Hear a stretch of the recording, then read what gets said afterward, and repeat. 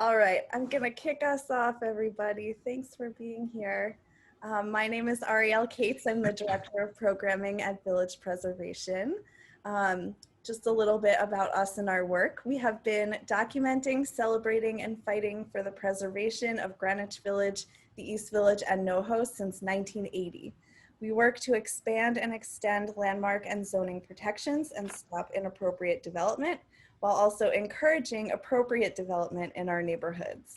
We conduct roughly 75 programs a year, all of which are now virtual, most of which are free and open to the public, and they're meant to really illuminate the cultural and architectural heritage, the depth and the value of preservation in our communities. We are a nonprofit, membership-based organization, so your involvement and support are crucial to our work. You can learn more at our very wonderful and exciting new website, villagepreservation.org.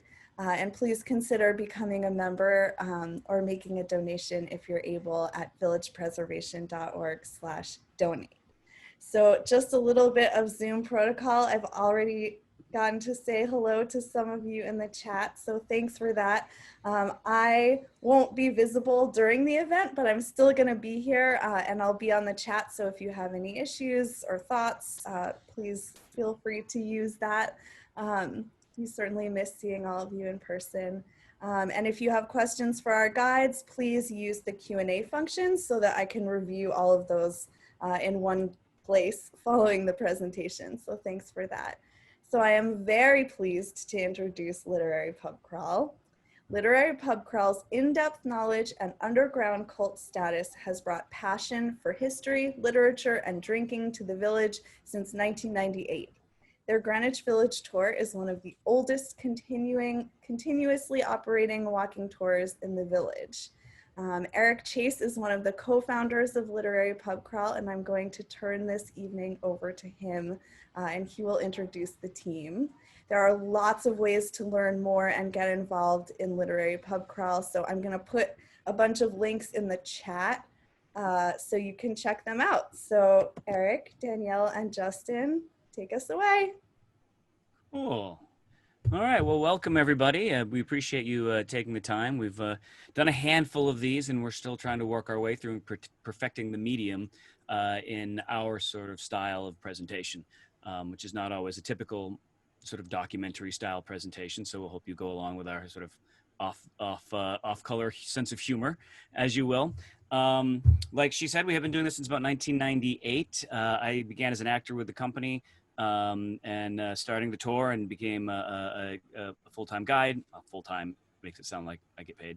And then started really running it all as the company disbanded and everyone went to their different directions.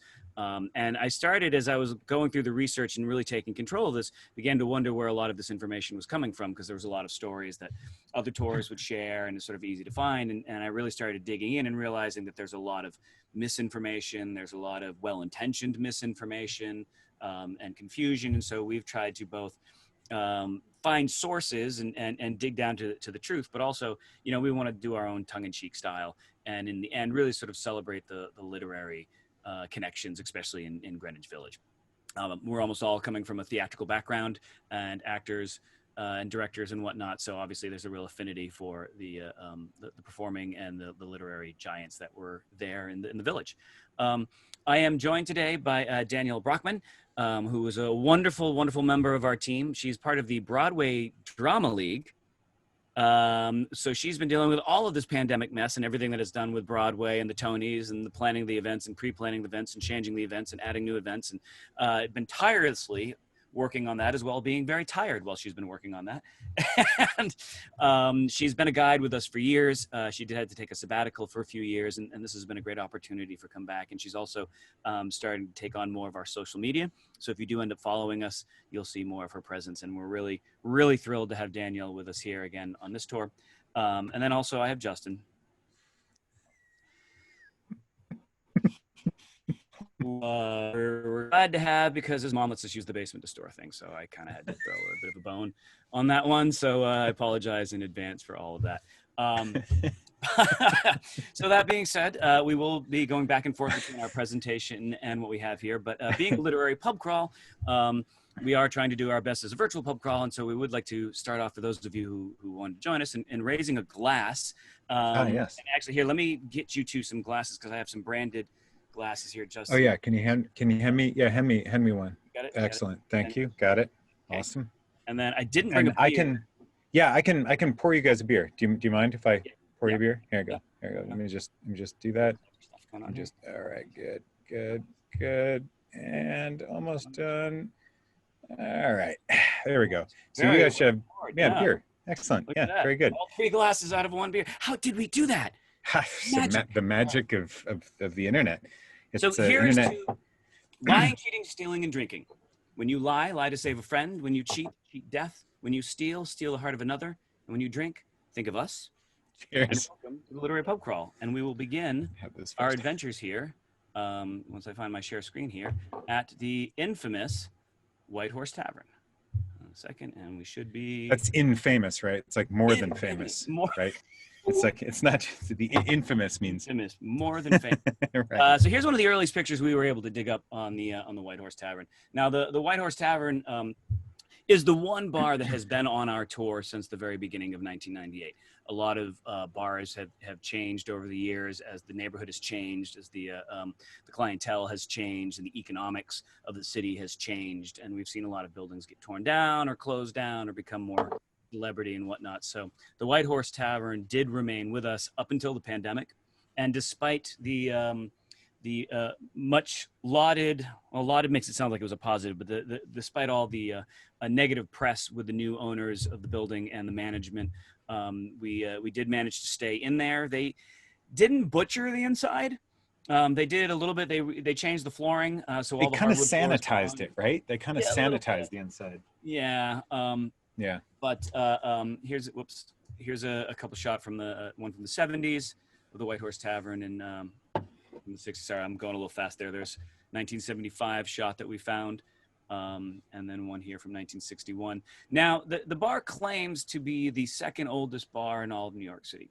And they say they were established back in 1880, and that's been kind of the story for the longest time. Unfortunately, there's a little bit of myth with that, as much as with anything in the village. But it was a real sort of literary hotspot for the longest time. You had Norman Mailer would go in there, James Baldwin, Annie's Nin.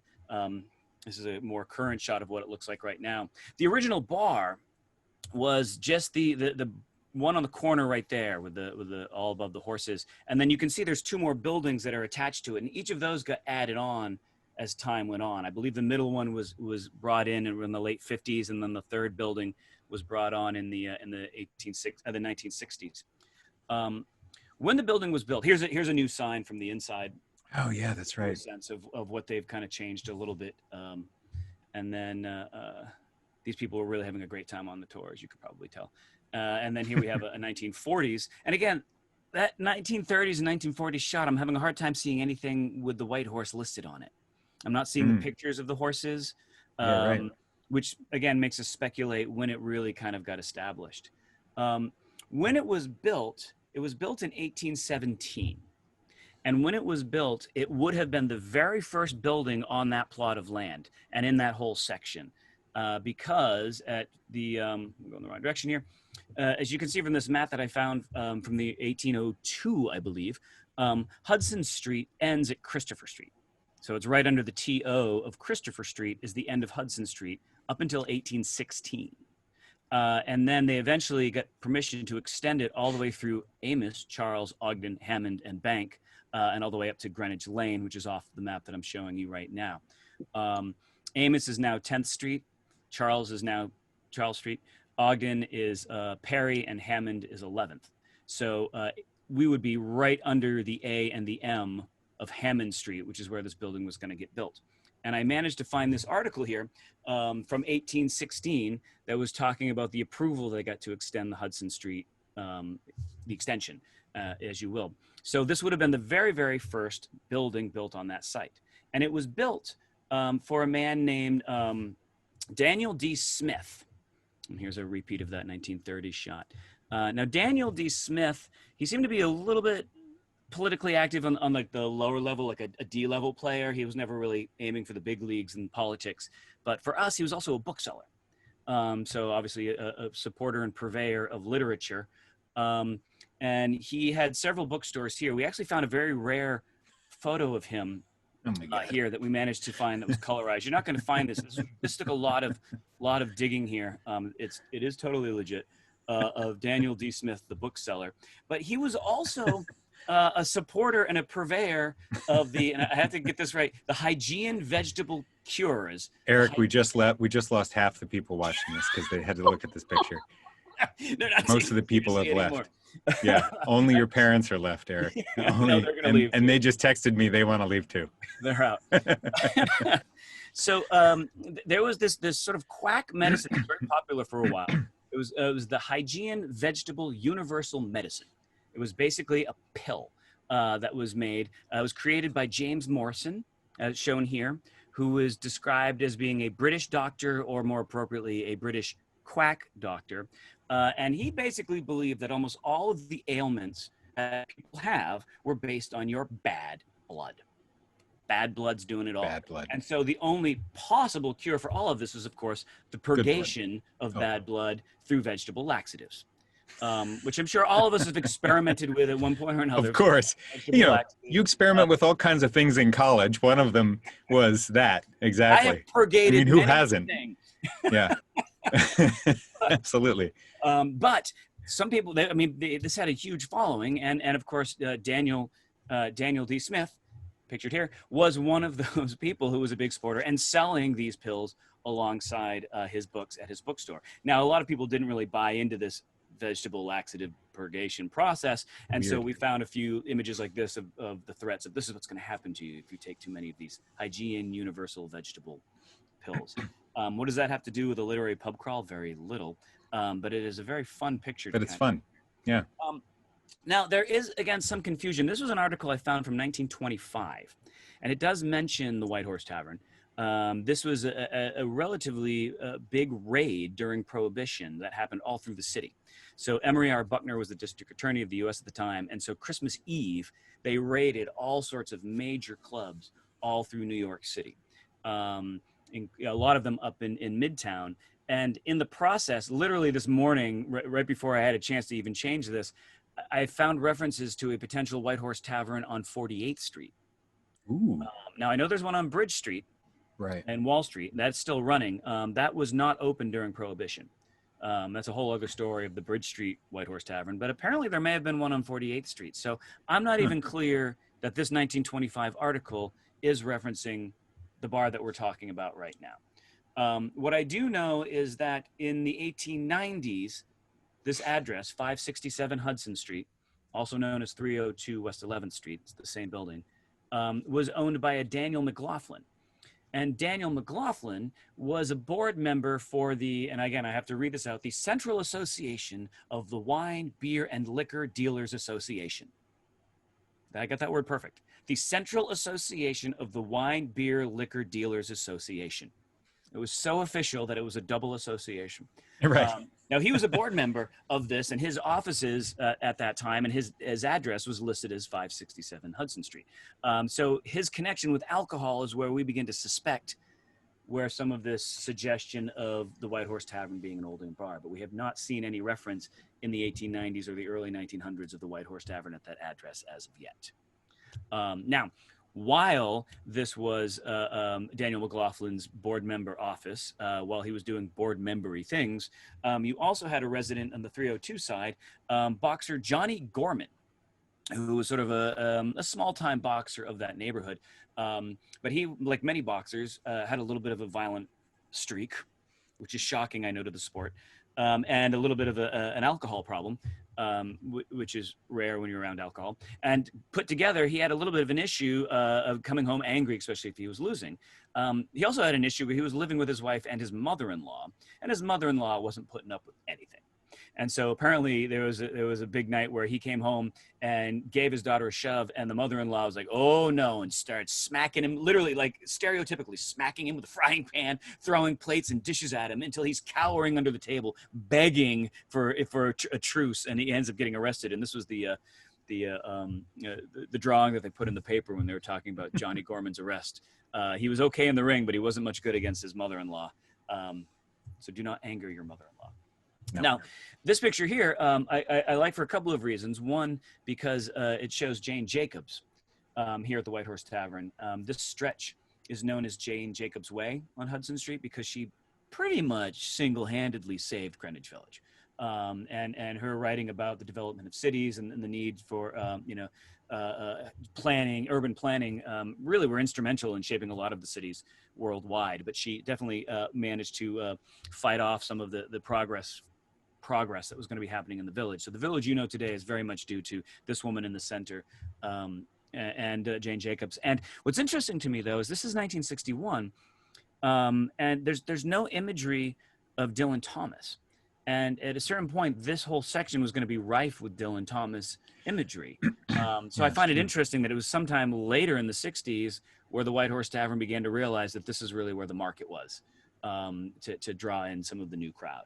I did mention, obviously, that Anna East Nin, shown in the upper right, James Baldwin, upper left, and the Clancy brothers were all regulars here. The Clancy brothers would actually sometimes perform just on sudden ensemble performances here. And there's actually a legend that a rep from the Ed Sullivan Show met them here and saw them and invited them on to his show. And while they were in rehearsals for a show that was going to happen several weeks later, the evening act that night called in sick. And so people ran down, was like, "Hey, could you guys go on in 20 minutes?" And they were like, "Sure." And suddenly they're a huge household name. Of course, many of us probably don't know their names anymore, but for a while they were absolutely a household name. And when they made it to Carnegie Hall, they wrote in a little memoir about how, even though it was very exciting, they missed the rowdy, boisterous excitement of these backroom bars like at the White Horse Tavern and what have you. But as I did sort of hit, of all of the most famous literary connections to this bar, probably the most talked about is, of course, this man who was described by a friend as being an amicable but puffy frog, which is fairly accurate if you look at it. And this is, of course, the poet Dylan Thomas. Of himself, Dylan Thomas once said, "I hold a beast, an angel, and a madman in me, and my enquiry is as to their working, and my problem is their subjugation and victory, downthrow and upheaval, and my effort is their self-expression." Which is an elegant way of saying I hear voices, lots and lots of voices. Right. His life had many highs and lows. He traveled frequently, making money as quickly as he spent it. He did several tours of America, reading his poetry to packed venues full of all of his fans, and he could be considered the original rock star. Sex, drugs, and rock and roll, or in his case, whiskey, barbiturates, and poetry. Oh, that's Eric. That sounds like you. That's exactly how we describe you. We describe you in the exact same terms. How funny. How funny. Oh, thank God I'm not paying you. Maybe you should be. Go on. Unlike Eric, he that he was the drunkest man in the world. Oh no, that does sound like Eric. That too. I think Eric is Dylan Thomas. You are home. Going to your house. Oh man. Dylan Thomas, who's really the topic, not me, please. When he visited New York City, the White Horse Tavern was usually his first stop. It's probably because the crowd of people who were patrons reminded him of men who used to work on the docks in Wales, his home.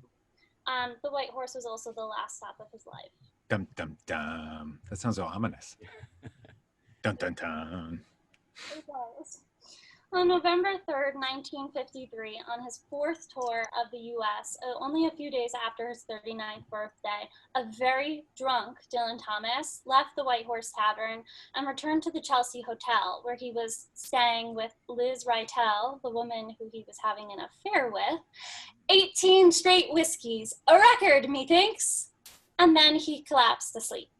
In the morning, when he woke up very hungover, he returned to the White Horse and tried a couple of Herod the Dog beers, and then allegedly stumbled out into the curb and passed out face down into the snowbank. He was taken to St. Vincent's Hospital, and he died a few days later.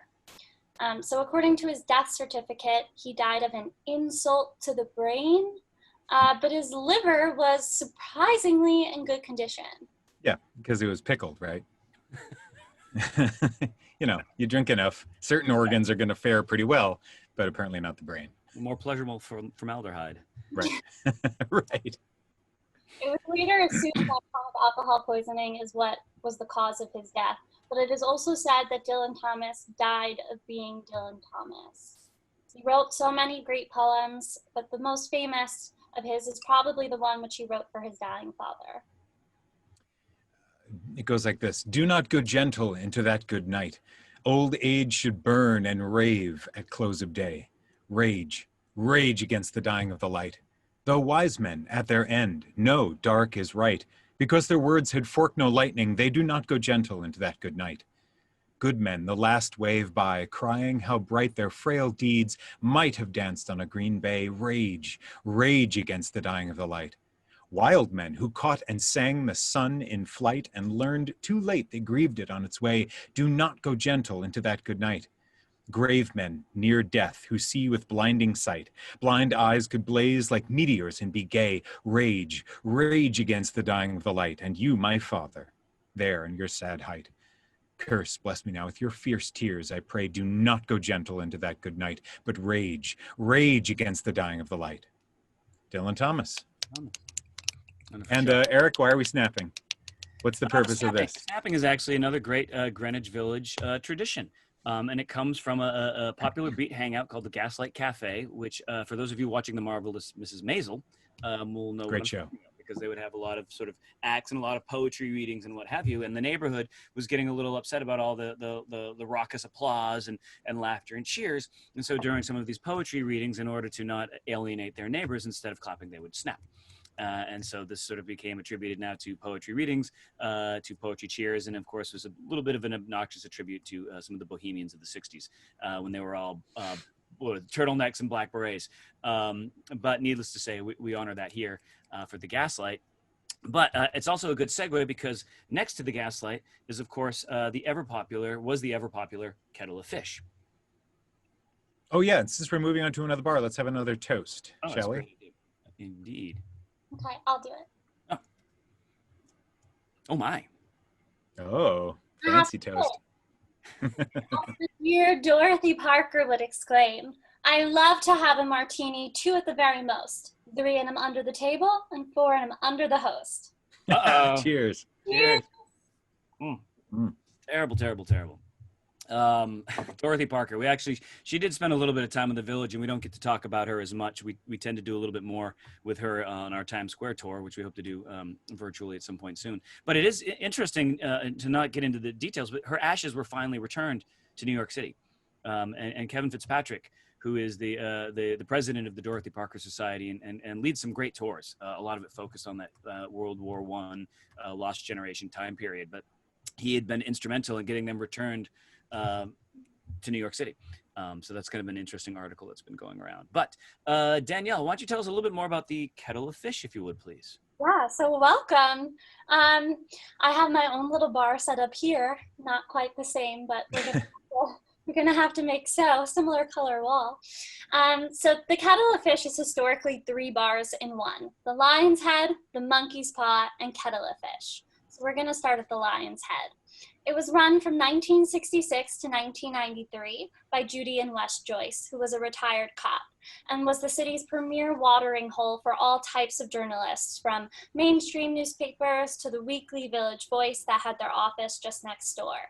And it was a place where all journalists celebrated birthdays and going away parties, deaths, and even Pulitzer Prizes.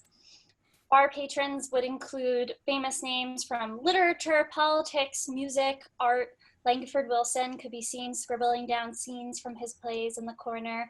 Jessica Lange was reportedly a waitress. And others include James Baldwin, Norman Mailer, Lou Reed, Bob Dylan, the late Pete Hamill, and Frank McCourt. Interesting about Frank McCourt, kind of a fun side note, is in an interview once, Frank McCourt had just published Angela's Ashes, and the interviewer wanted to talk to him about it. And one of his questions was, or one of his statements really, when you set out to write Angela's Ashes, you couldn't have known that you were going to write a bestseller, correct? He says to McCourt. And McCourt, he replies, oh, no, that's not true. I had to write a bestseller. I knew I was writing a bestseller. And then that stopped the interviewer for a second. And the interviewer said, well, wait a second. You couldn't have set out knowing you were going to write a bestseller. What do you mean? And McCourt, very serious, said, well, I had just retired from teaching and I looked at my finances. I had to write a bestseller. At the Lion's Head, when it was closing, it asked all kinds of people to come back and sort of write, talk about the bar, their memories of the bar, write eulogies if they wanted to. And Frank McCourt wrote a little bit about the Lion's Head and read this is a part of what he read at the Lion's Head on its last night, describing his time there. He said, "My home away from home was the Lion's Head bar down on Christopher Street. It was a great gathering place for writers and poets and journalists. Norman Mailer would come in the early years, Bob Dylan, the Clancy brothers, Pete Hamill, Lanford Wilson, the playwright, and Amiri Baraka, the poet, whose name used to be Leroy Jones. Bobby Kennedy went in there one night, and before he came in, they went into the men's room, and they erased all the graffiti. Oh, there was wonderful graffiti, but they erased it all because they wanted it to look respectable for Bobby. One piece of graffiti was one that I'll never forget. It said, 'My mother made me a homosexual.' And then underneath that, it was scrawled, 'Ooh, if I get her wool, will she make me one too?'" Oh, McCourt.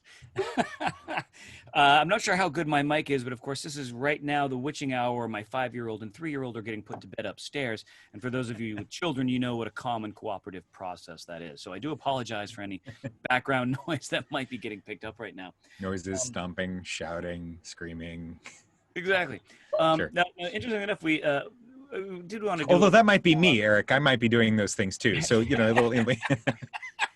My kids scream do sound an awful lot like you and your grandpa. So this gentleman here shown is Pete Hamill. And we kind of wanted to give a little bit of a call out because he was obviously a regular at the Lion's Head.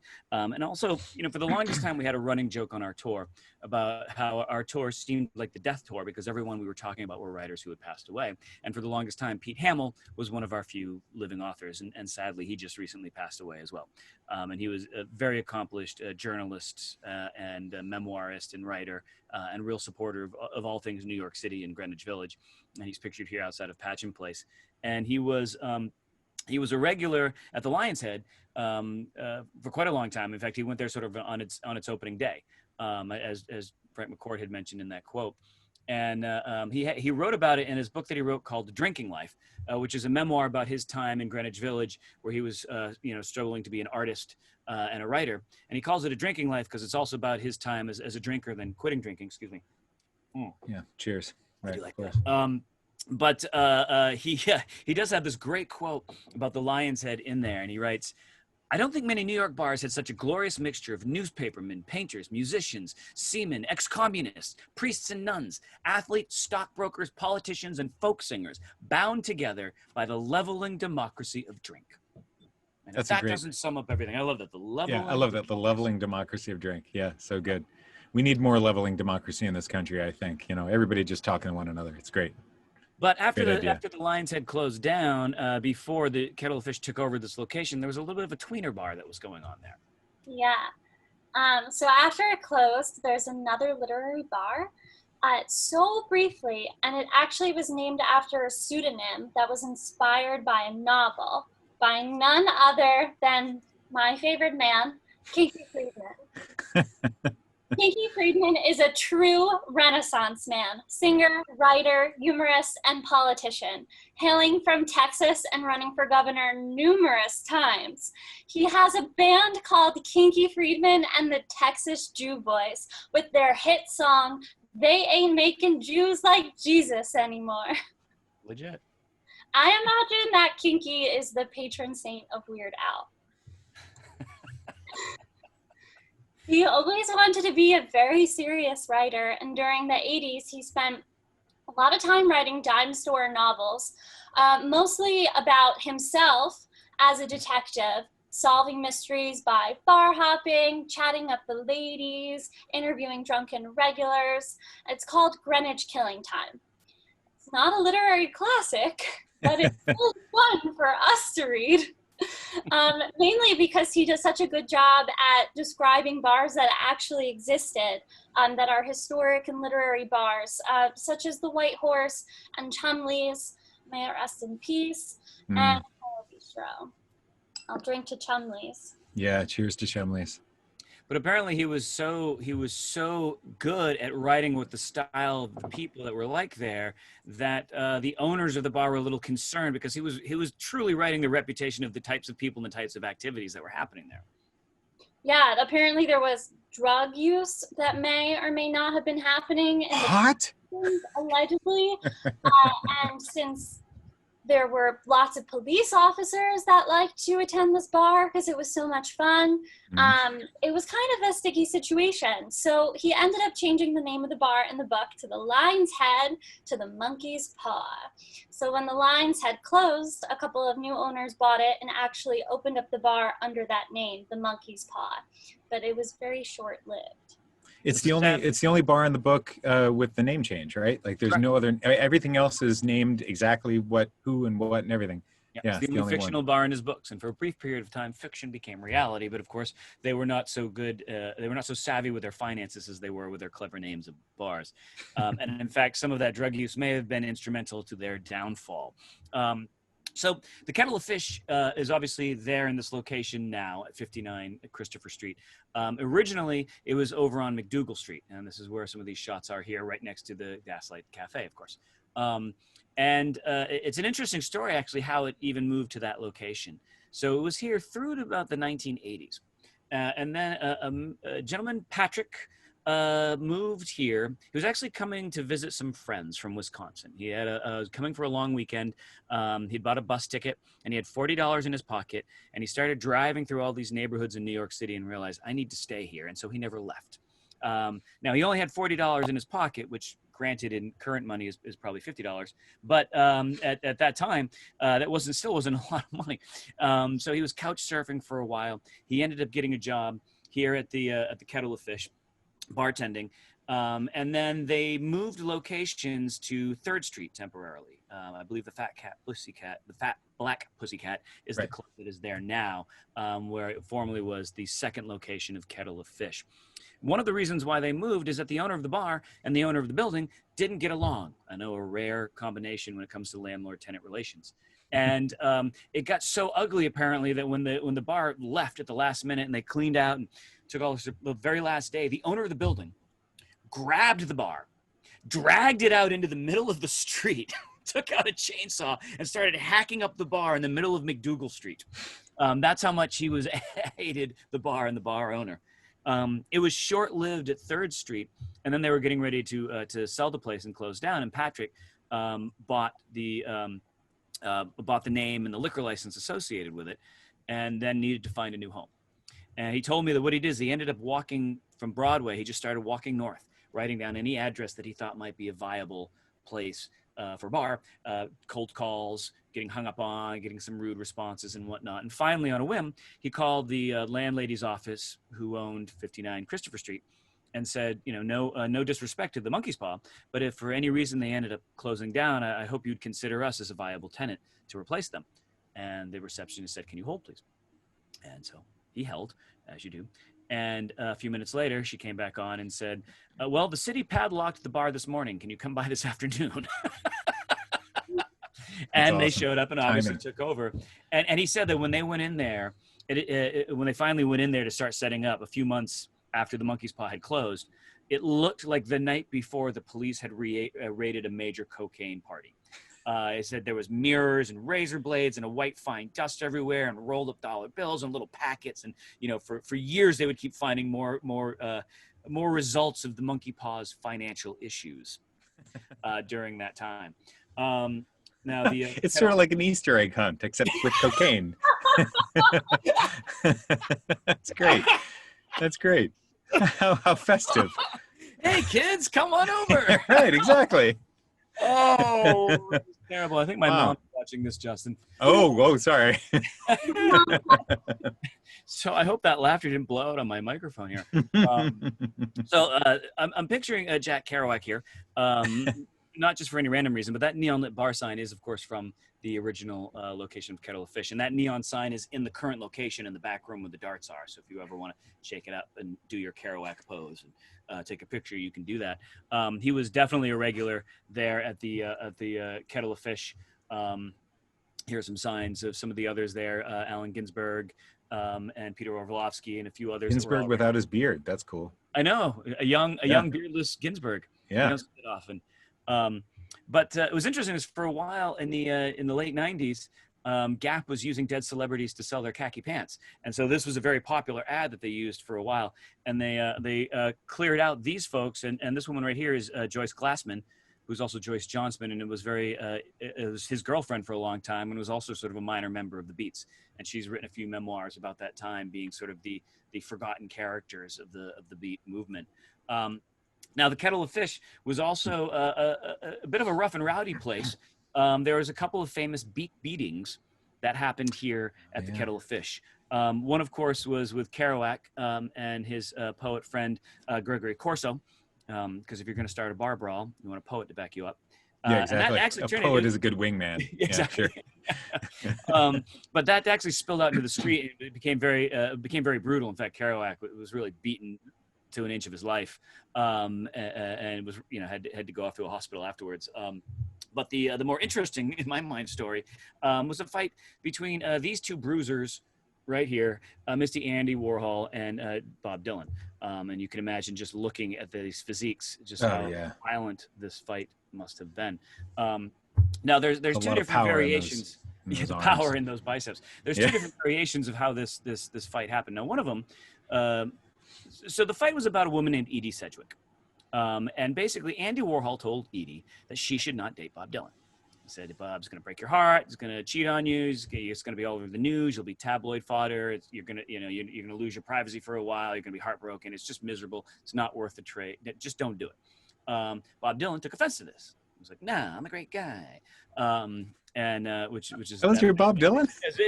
Obviously. I know for a second you thought Bob Dylan was I'm a great guy. Hey, are you doing a tour about me? Come on. Lay, lady, lay. So, oh my God.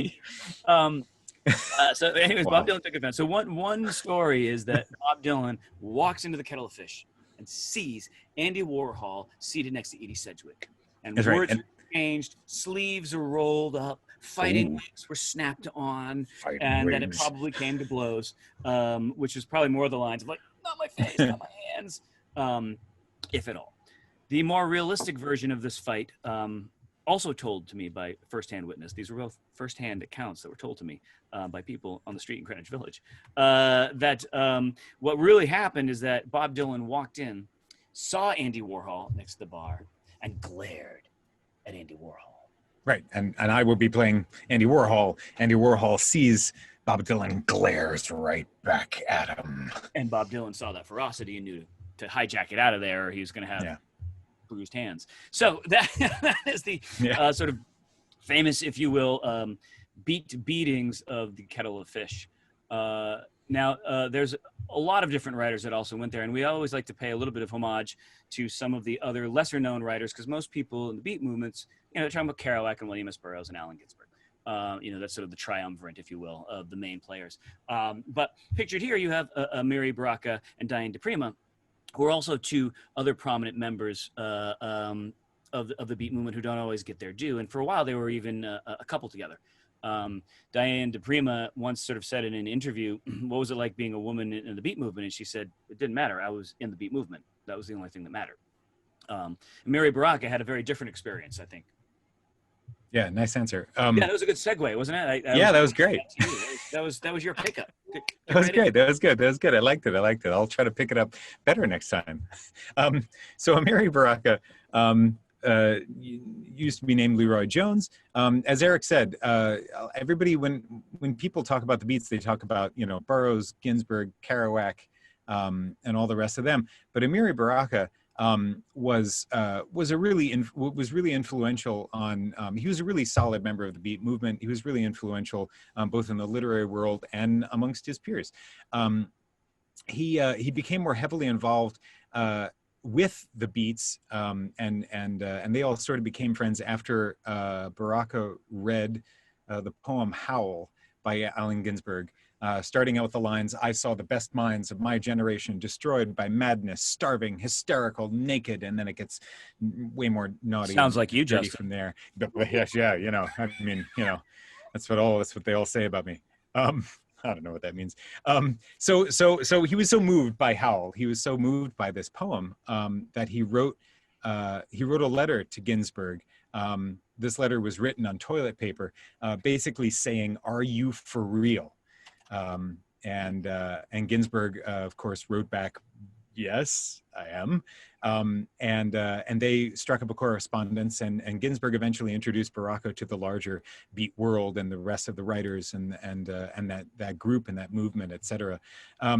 Baraka ran several literary and social publications, and through his participation became quite close to, as Eric mentioned, Diane De Prima, who was also around those bars as well. He's possibly the only modern American poet to have landed in prison on account of one of his poems. Following his arrest on a charge of possessing illegal firearms during riots in 1967, he, in fact, a work of his characterized, a work of his called The Rebellion, talked about the 1967 riots. He was, during that time, when he was arrested, he was beaten and held in solitary confinement. And then at his trial, the judge read another one of his poems out to the jury, and it went with these lines: "All the stores will open if you say the magic words, and the magic words are, 'Up against the wall, mother effers, this is a stick-up.'" And he was sent to jail. That really. That really, I guess, got the jury to make up their minds about him, because if, anybody who can write poetry like that, they must be a criminal. Ridiculous. He was sentenced for 3 years in prison, but luckily he appealed, and then that whole thing was overturned. One of his more famous poems, I love this poem. One of Amiri Baraka's most famous poems is a poem called "A Preface to a 20-Volume Suicide Note," and it goes like this. "Lately, I've become accustomed to the way the ground opens up and envelops me each time I walk the dog, or the strange, broad-edged, silly music the wind makes when I run to catch a bus. Things have come to that. And now each night I count the stars, and each night I get the same number. And when they will not come out to be counted, I count the holes they leave. Nobody sings anymore.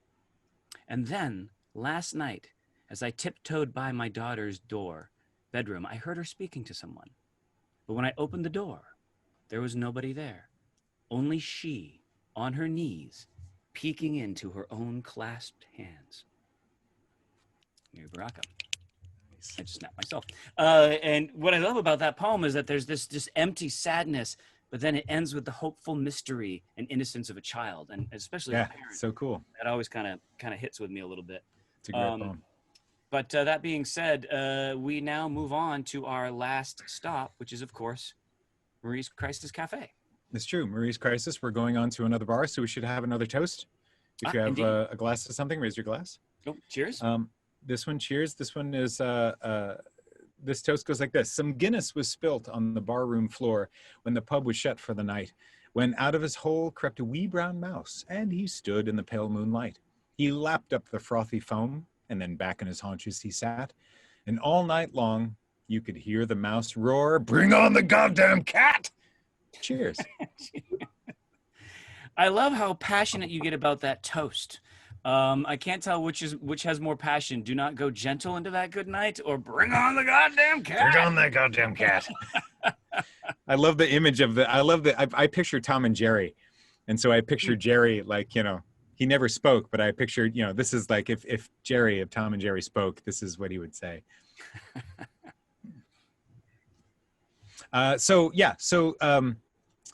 Marie's Crisis Cafe is a very cool building, a very cool bar. History of the building is the current building. I believe Eric should be picturing it right about now. This is a sketch from a very cool Greenwich Village history book that was written in 1917 by Anna. Oh yeah, look at that! I have to switch back and forth screens when I. No worries. Awesome. Here's a shot from the 1940s during the New York. It's so clean. The 1940s were so clean looking. Anyway, I'm going to go back to the script here. So the building, the Marie's Crisis building was built in 1839. It replaced a farmhouse that stood on around that plot of land from the late 1700s. And then that farmhouse burnt down in about 1820 or so.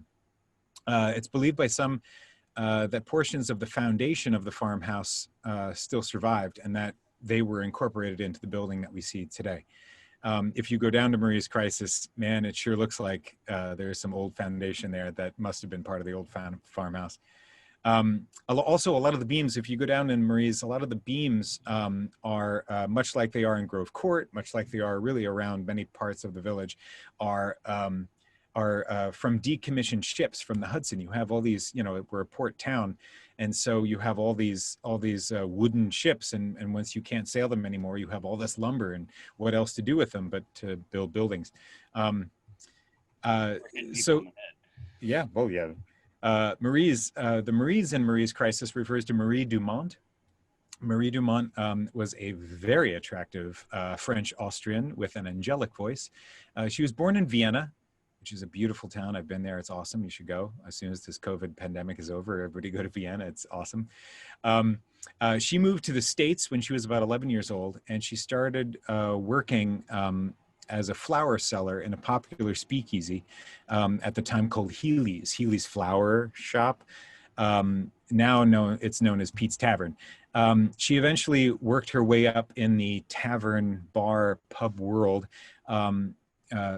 to the point where she was singing in them, and eventually then she started owning her own establishments. We know that two of the places that she owned, one was called, she was a co-owner, one was called the Paradise Inn, which we're pretty sure she opened in about 1934. And then, and during that time, she was wearing many hats. Of course, she was running the bar, she was singing, and she did those things when she wasn't actually physically pouring the drinks. You know, she really got to know all aspects of owning a bar. But her other place was Marie's Crisis. It's believed that she started running this bar sometime after Prohibition, right around 1933. Now, while the Marie of Dumont's is Marie of Marie's Crisis Cafe is named after Marie Dumont, not pictured here. The Crisis is in reference to Thomas Paine. But before I get into that, there were a few other residents that were regulars here. One of them is Walter Winchell. Now, I don't know how many people recognize that name, but if you do, he kind of epitomized what you think of every time you hear an old 1930s or 40s broadcast with a newscaster coming on, talking in a real fast voice, and the aliens are coming down, and they've taken over New York, and here we are, we're going over here, and the gangsters are coming, and that's New York City. That was Walter Winchell, and he was also known for being a bit of a gossip columnist. Your Walter Winchell is a little bit better than your Bob Dylan, not by much. Hey, come on. But just a little bit, He was a big gossip columnist as well. And he would often write regular things like overheard at this bar and overheard here. And so overheard at Marie's was a regular snippet that he would have in his gossip column. And he was also very scathing. Like if he was writing about you, you tended to get a little nervous because he wasn't going to pull any punches on what he did. And as pictured here, he liked to wear a hat on the radio. Now, one of the other writers that we always like to kind of give a bit shout out to is Eugene O'Neill, who really kind of created Greenwich Village theater and created modern theater as we know it.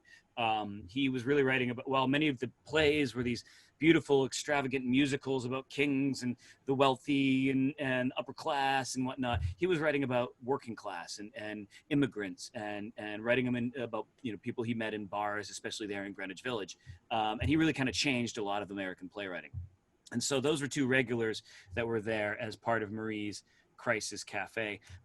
You also had Roy Johnson, who was a 23-year-old from Brooklyn, who's no one really heard of, but he was a little bit of a hero because one night there was a holdup, 1936, at the bar. Someone came in with a gun, demanded money. He asked everyone to kind of line up against the bar, and Roy did. But then Roy, at the last minute, decided he wanted to stop him, so he threw a fist at this criminal. Was it his fist or somebody else's fist? That is unknown. Okay. It has never been stated whose fist was thrown, but a fist was thrown by Roy, and it landed, but didn't land well, and he ended up getting shot in the leg instead. So I don't know that they ever got the criminal, but they got the bullet out from the gun of Roy Johnson's leg, all for $70, which in the 1930s was about $30,000 now. But the real crisis of Marie's Crisis. Good thing you're not our financial advisor. I minored in economics. Minored in spelling economics. Is in reference to Thomas Paine. Thomas Paine, of course, is known as sort of the father of the revolution in some ways because he wrote the revolution into existence with the famous pamphlet Common Sense. About why the colony should go to war with England. It was very well read. People would pick up a copy of Common Sense, read it, and say, "Oh, that makes sense." Oh God, we should really do the bad jokes in the beginning, not the end, Eric. Ariel, if you could come in with a laugh right now, that would be.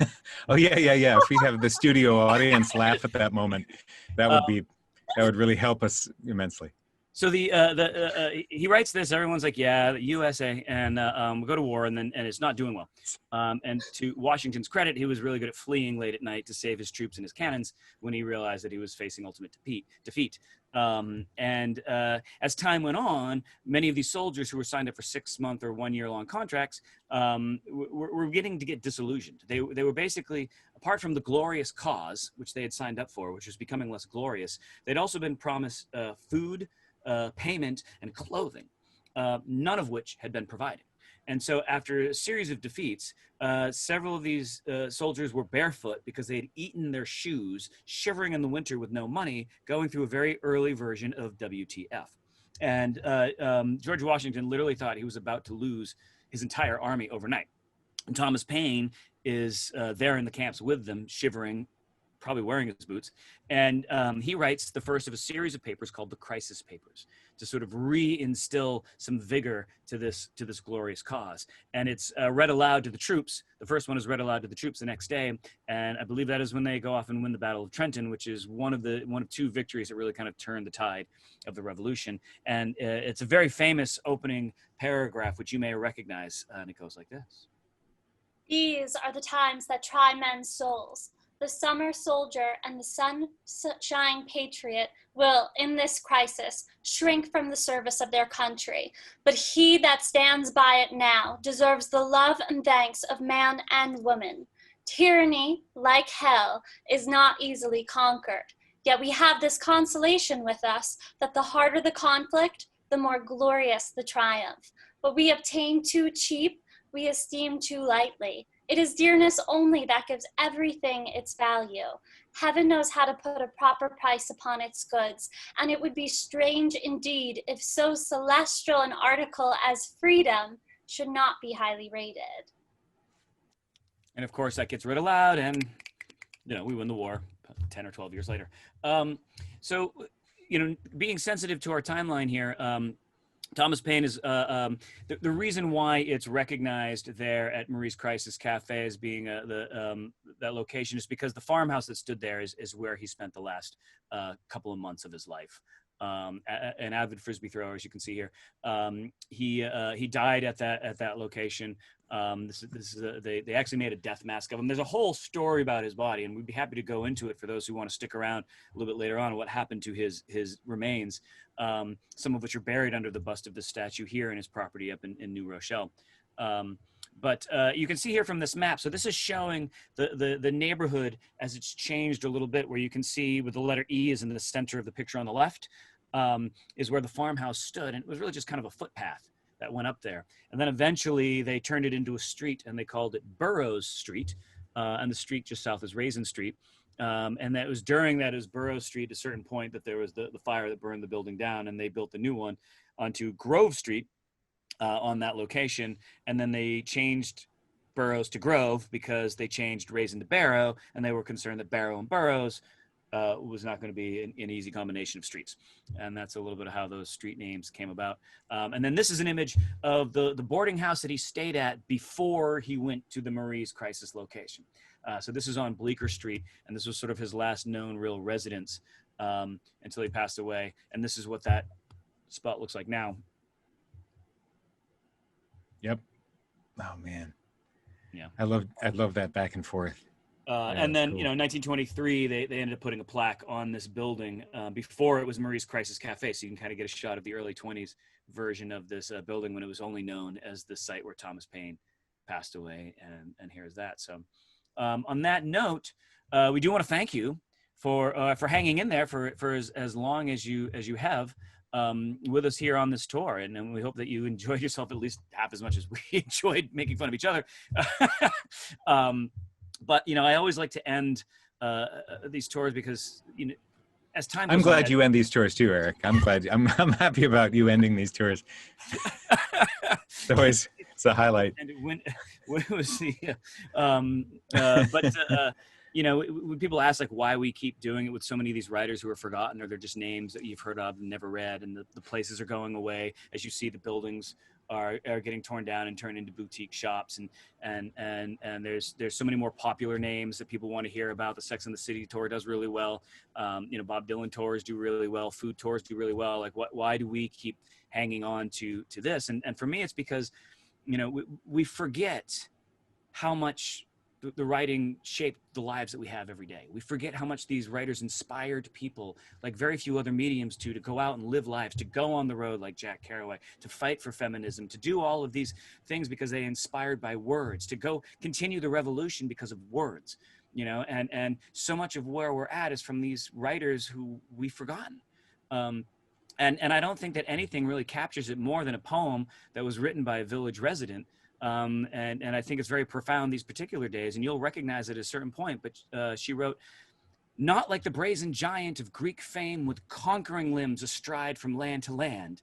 Here, at our sea-washed sunset gates, shall stand a mighty woman with a torch, whose flame is the imprisoned lightning, and whose name, Mother of Exiles. From her beacon hand glows worldwide welcome. Her mild eyes command the air-bridged harbor the Twin Cities frame. Keep, ancient lands, your storied pomp, cries she with silent lips. Give me your tired, your poor, your huddled masses yearning to breathe free, the wretched refuse of your teeming shores. Send these, the homeless, tempest-tossed, to me. I lift my lamp beside the golden door." We forget, and I'd like to think on our tour today, we helped you to remember. Thank you. Thank you, everybody. Thank you, guys. Thank you so much. We stopped talking at 7, so. Right, exactly. It's no more talking. Exactly. We just completely get silent. My time is up. It's in my contract. It's my contract to stop talking at 7. So there's a couple questions that came up. One of them may have been answered, and I might want to expand. The haunted. Yes, Danielle, did you want to talk about the Dylan Thomas haunting of the White Horse Tavern? Yeah, sure. So the White Horse Tavern is very haunted by the spirit of Dylan Thomas. We know this because notable psychics with very high Yelp reviews have felt his presence there. I'm sure they have, but also, as we like to say, if you're a notable psychic with 5 stars on Yelp and you can't feel Dylan Thomas's presence in that bar, maybe you don't deserve that rating. But there are actual reports from the waiters and the waitresses who work there and bartenders of odors of smoke, as if someone was sitting there smoking a cigarette. And as we all know, smoking has been banned in bars for a long time. Right. Clear sign of a haunting. Clear sign of a haunting, and definitely not toast in the toaster oven. in his favorite chair. If sometimes it is pulled out as if someone had just left or was sitting in it after everything has been cleared away, which is questionable because this favorite chair is in, as we mentioned, as Eric showed you on the photos, how there's kind of 3 separate fronts as the bar kept expanding. This favorite chair is in the middle section, which Right. as far as we are currently aware from our research, was not built yet at the time that Dylan Thomas had sat at the bar. So notable psychics say it's true, and then therefore it must be. I also like how notable psychics say that one of the reasons is this chair that has been pulled out, and it's in the middle of the room, where, you know, if of any chair, most likely that one would have been pulled out, not necessarily because of a ghost, but because it's in the middle of the room. It's the most used chair, and then they use that as the reason for the ghost of Dylan Thomas. We do have, I meant to say, we do have our social media listed up here. If you Oh, want yeah. to follow us on any of these sites, we will be doing some more, some through the society and some on our own. If you have the means, I think like many of us, we're struggling with the financial situation of a COVID world. But at the same time, we respect that others are suffering from it. So certainly no pressure, but if you have the means and can share some tips for these lovely folks here, I know that would be appreciated. We also, if you've been eyeing our t-shirt, we do have the t-shirt. Also, What's that? I put all your links in the chat also. Oh, fantastic. Thank you for doing that. That's great. You know, I to go back to this ghost story, I did want to say that for the White Horse Tavern with the previous owners, I haven't talked to the new owner, but I did make the offer one night, if on the eve of his death, to let me stay in the bar overnight and leave the taps open. Yeah. And I promised that I would see the ghost of Dylan Thomas by morning. And he has, Yeah. I mean, there are, you know, over the years, we've employed 14, 16 guides, and we offered, right, to have at least, you know, all the guides to come and spend all night in this bar. And try to see, you know, the ghost of Dylan Thomas. We'd sleep on the floor, and, you know, we'd make sure that their beer and the beer taps stayed fresh. And yeah, for some weird reason, they won't let us stay there. I don't know why. That's very strange. Yeah. Oh, somebody came on like one of the last tours that we did. Oh, yeah. Oh, that's great. Oh, that's glad. Yeah, it will be interesting to see what the future has. I mean, you know, what we've done in the past is kind of dependent on whether or not these bars can stay open. And of course, with the White Horse constantly getting fined and shut down, it makes one wonder. Kettle of Fish is still open. In fact, they've created the Kettle Beach out front. So if you're ever in that area and you want to support them, we'd love to suggest that if it's in your comfort level. The last 4 digits of my phone number. Oh, I wonder if that's trying to log in as you, as opposed to logging in with their own. It's something that Venmo does as a precaution, but there's also an option to skip it. Oh, interesting. I didn't know that. Huh. If I could only visit one pub in the village, which would it be and why? From Anonymous. There's no chance that Anonymous is my mother. So if one pub in the village, which would it be and why? That's a very, very tricky question. I might have suggested Chumley's, although Chumley's is now officially closed. Oh, I love Chumley's though. Chumley's was my favorite bar. Because it had a real lot of, they kept a lot of the decor to really give you a vibe of the way the bar used to be and what the scene of the village was like. We used to go, Eric, I remember we used to go on to Chumley's a couple of years before it closed, and that was just the best. Going in there and seeing all the, I mean, it really felt like it hadn't changed. There was that trap door. Do you remember that trap door in the back? I swear every time we would come in, they would open it just for us and pretend to go down and get something from storage. That trap door led to an underground tunnel that went several hundred feet under the street to another house where it popped up in the basement of that other house. And so we got to see like the very beginnings of that trapdoor. You could go in there during Prohibition and escape the cops that way. What a cool bar. Everything about that bar is cool. Moneta Tavern's another good one that has a lot of that sense of history, especially with some of the decor and the art and the murals. And Marie's. Again, like, I mean, Kettle is great. I mean, Kettle, like people at Kettle is like, it's a family friendly bar. The couple who run it are just wonderful human beings and decent and caring. And if you love sports and football, they're big Packers and Wisconsin Badger fans. But it's a real great neighborhood bar. And but Marie's really gets a sense of history of the building. Like you're kind of going down in this old building, and there's a beautiful mural celebrating Thomas Paine's contributions to the French and American Civil Wars. So Civil Wars, Revolutionary Wars. So, it's really hard to nail it down which one to go to. And I think that's why so many people end up having one too many drinks in the Village, just because they're going to as many of these bars as they can. And Jeffrey, just to say, I do not know why you would wear a hat on the radio except for vanity. But I can answer your Marie question. So most people have not realized it, but I am in fact Marie. And the reason why I have been able to live this long is because I did take the vegetable laxatives. And here I am 100 years later. Amazing. Amazing. Oh my God, Vegetable Danielle. laxatives. Oh my gosh, Danielle. The wave of the future.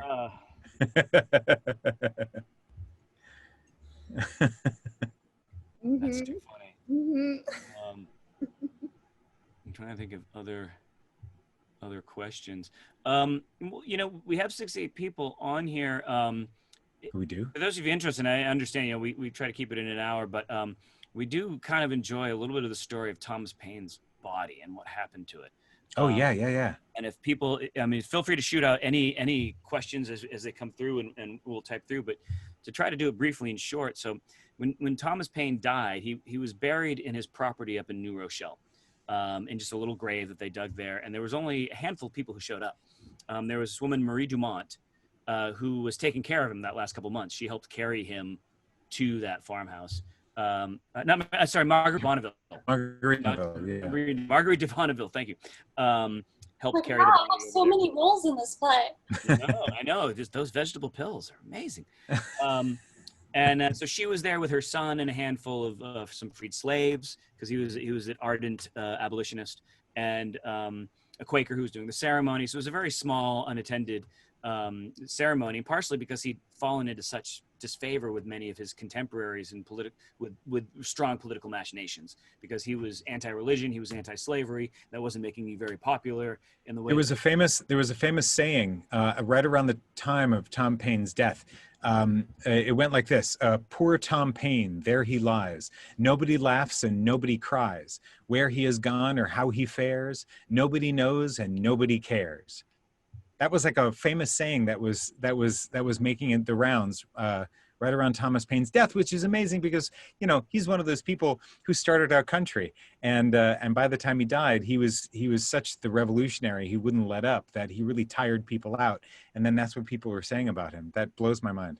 So you had an extremely conservative figure in England by the name of William Cobbett, who is described to me by the president of the Thomas Paine Historical Society as being a almost like the Rush Limbaugh of that day. Very pro-crown, anti-liberal movements in the anti-revolution, like all of that kind of thing. And then he read Thomas Paine and became a convert. He was a little crazy. So he tried to raise some funds to bring Thomas Paine's body back to England, because Paine never relinquished his British citizenship. He was a British citizen through his entire life. And so he raised some money, came over, didn't bother to go through any bureaucratic process. Legal process, yeah, why do that? Showed up one morning with a friend and a shovel and dug the body up, put it on a ship, sent it over to England, and then really struggled with how to raise the monies to bring this big monument to it, and then eventually dies in debt. And so his estate gets auctioned off by his children, and the auctioneer is having problems because the auctioneer is not willing to auction off a body. And so the body then travels by horse and carriage to another town for a caretaker to take care of it for a little bit until the auctioneer agrees to sell it, and the body comes back and there's less of it than there was when it went over. And then this gets sold off to a tailor who dies in debt, and for a while he was using the box of bones to sit upon, and so then transfers hands, and some pieces go missing. Someone's concerned that ownership of the bones are going to get confused, so they scrawl the name Cobbett on his skull, and literally his body starts to get spread around the world. There's an interesting book. I think I actually have it right here. It's not like a literary genius, this book, but it does track what we can find out about what happened to his body. Now, some of this was research that was done in the late 1800s by a Paine fan who's trying to figure it out, and then he's kind of gone from there. What is a little interesting is that this Paul Collins, who wrote this, anywhere that there was a Paine location, he would try to go to its current location and just describe what he was seeing, whether it was a laundromat, a restaurant, an open field, or what have you. So he was trying to kind of put it a little bit into that perspective. But from what we know, there's only one bit of truly confirmed remains of his body, which was a nugget of his hair and brain that was first kept early on and wrapped in like a wax paper cloth. And they reinterred it under the bust of Thomas Paine up north. But I do find it kind of fitting that he was sort of known as a citizen of the world, and his remains have kind of been spread around the world. Right. Yeah, literally a citizen of the world. That is the trouble with the afterlife of Thomas Paine. Yeah, he's everywhere. Almost like he was a literary relic, because everyone, like a patron saint, like everyone like took a piece. Right. Yeah, right. Exactly. Yeah, there's some speculation that if he had been alive thousands of years earlier, his belief system might have started a religion instead of a political philosophy. That's incredible. Also, Eric, I did read the New Yorker article about Dorothy Parker and her ashes. That was fascinating. Wasn't it amazing? Yeah. Well, and what's interesting is because when she died a little bit in debt, and she had basically willed her entire estate to the NAACP because she'd been so moved by Martin Luther King, even though they never met, and she was just really a supporter of that movement. And her ashes, like, there hadn't been anything sort of done with it, so her executor had the ashes in a filing cabinet in his office in New York City for decades. Oh, that's amazing. For decades. A jar of ashes just sitting in this filing cabinet drawer. And the executor was a bit of a drunk himself, so I think that was part of the reason. But eventually, there was a ceremony where they took it down, and I want to say, was it Baltimore where the NAACP offices were? Yeah, it got buried under a plaque there. They built a garden behind their like industrial park office building, which of course wow. Nobody goes to a garden in an industrial park office building. But when the executor said, I put her ashes there and then forgot about them, it was like, how? That's hilarious. How can a person forget about something like that? Yeah, seriously. We should all start a company of a filing cabinet. What was supposed to do? What was it? Right, exactly. What was filed under? I mean, I guess A, right, for ashes, or maybe P for Parker. Like, it was just filed back there, and then next. We should all start a company of filing cabinet archaeology in modern times, and then see what else we can find if ashes are on the table. That's awesome. I love that. Yeah, definitely. Yeah. Modern archaeology. Right, exactly. What did you major in? Oh, I majored in archaeology. Oh, really? Do you go to Egypt, ancient Egypt? No. I go through filing cabinets in New York City. I mean, it kind of sounds like you're just a snack expert, I have to be honest. Snack expert. Ooh, this Twinkie is still good. This lasts 20 years. Right, exactly. That's true. The KT boundary would be these COVID times, right? When everybody left their office and then everybody came back, and there's like this, never mind. That's archaeology geek stuff. Never mind. But we're going to go back, and we're going to be in our offices together. Yes. Oh, yes. Eventually. Tour together. Yes, we can't wait to have these in person again. And in the meantime, hosting these virtually is just such an incredible pleasure. And I'm so grateful to the three of you and to Literary Pub Crawl and to all of you who are here with us. It feels like, even if we can't be together in person, we can gather virtually, and it sort of creates something that we've made, all of us together. So yeah, absolutely. We really enjoy coming here and being here and talking about this information and setting up for it, ahead of time when we meet and figure out what we're going to say the next day. So this is great. Yeah, and thank you, Ariel, for setting this up. We're working on what we're calling our sort of Boot Scrape book babble, where we're going to try to do a monthly talk about a particular book. Well, just talking about the book itself, it's much more informal. We're talking about the book and giving some of the historical and geographical context. And our first one is going to be a Don Powell book called The Wicked Pavilion, which we're doing near the end of the month. So if you're following us, you'll start getting some information on how you can join up. And you don't have to read the book to come to these. We're not going to, no spoilers or minimal spoilers. Minimal Just spoilers. us trying to talk about our experiences with the book and how it kind of fit in the larger world. So we hope we can see you on That's so great. Yeah, keep us posted. that. Yeah, we will. All right. Take care, everyone. Thank you again so much. a Have good fun. night. Bye-bye, everybody. Have a good Yeah. evening. Cheers. Thank you. Thank you.